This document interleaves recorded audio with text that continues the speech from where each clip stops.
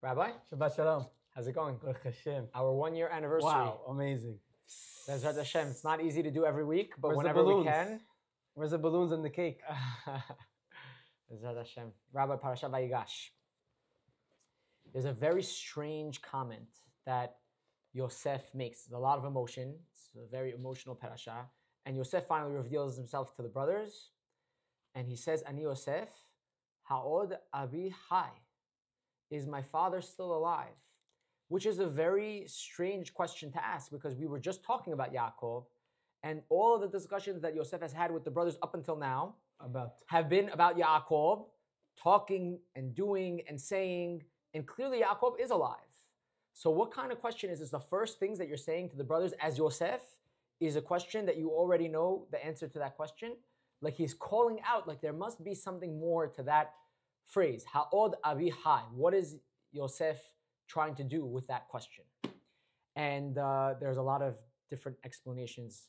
I think that I like the Abarbanel a lot because I think it's a tremendous lesson for us, especially when we're dealing with people that we may not always get along with. There's a lot of history behind Yosef and the brothers, history that the reader might think is almost impossible to get over.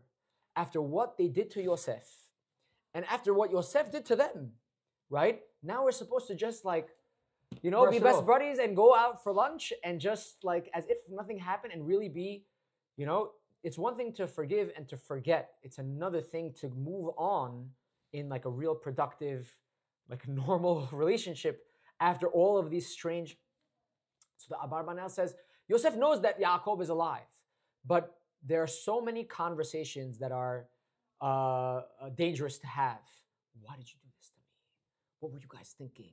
Right? There's so many conversations that Yosef does not want to have. And Yosef, instead of focusing on all the divisive things that has happened over the years, he enters immediately into the conversation that unites everybody together. Because they are all the sons of one man, of Yaakov Avinu. So Yaakov is diverting the conversation from all of the ugliness and all of the drama to the most important thing that unites everyone at the table, that keeps everyone on the same page, and that is Ha'od Aviha, Yaakov Avinu. Let's talk about Yaakov Avinu. Because Yaakov Avinu is the person that we're all sitting here together, that's the reason why we're brothers. It's all because of Yaakov. Let's find common ground. And I think that that's the key. When you have a dispute between a person, when you don't see eye to eye with a person, sometimes you need to address the issue. Sometimes you need to find common ground. And that's not so easy to do. Our immediate instinct is to fight. It's to be antagonistic. It's to find the differences, right? We always look for the differences. But sometimes the solution is very simple. And that is, what do we have in common? And let's just focus on the common things that are between us so that we could work together on certain things. And I think that we don't do that enough in our personal relationships that we have and Am Yisrael. And that's why after the war, right, after October 7th, Am Yisrael was so united because we had a common... At the end of the day, we're all one.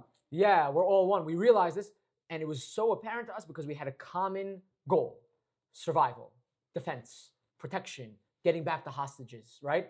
We felt the common goal. No one needed to do. But then sometimes we need to do the common. It's funny you say that. There's a saying, my enemy's enemy is my friend. Right. Because we have something in common. Yeah. We have something in common. Right. But why it shouldn't have to be that there's an enemy here. Correct, you're right. That's exactly the thing. There shouldn't have to be an enemy that we feel in common. There are so many things that we have in common, and it's just a matter of being a person that focuses on that. Look beyond the negative. Right. Look beyond the negative, look beyond the differences, and pay attention and highlight and it's like a mindset shift. There are people who always are looking at the negative and always looking at the differences. Oh, yeah. And there are people who they're collaborators, they're connectors.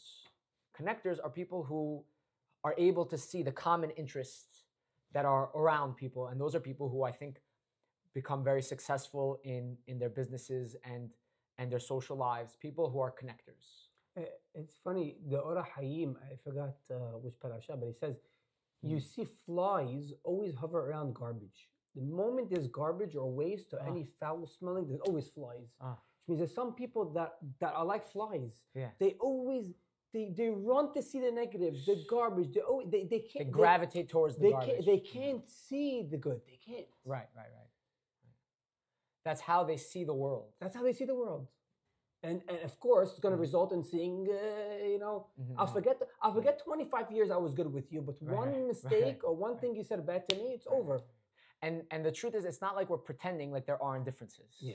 And it's not like we're pretending like there isn't garbage. The question just is, what are you emphasizing? Correct. What are you focusing on? What are you zoned in on? Correct. And that's the key. Sometimes you need to pay attention to the differences. Yeah. You need to be aware. Yeah. Oh, this person is different than us in this way, and I need to be careful.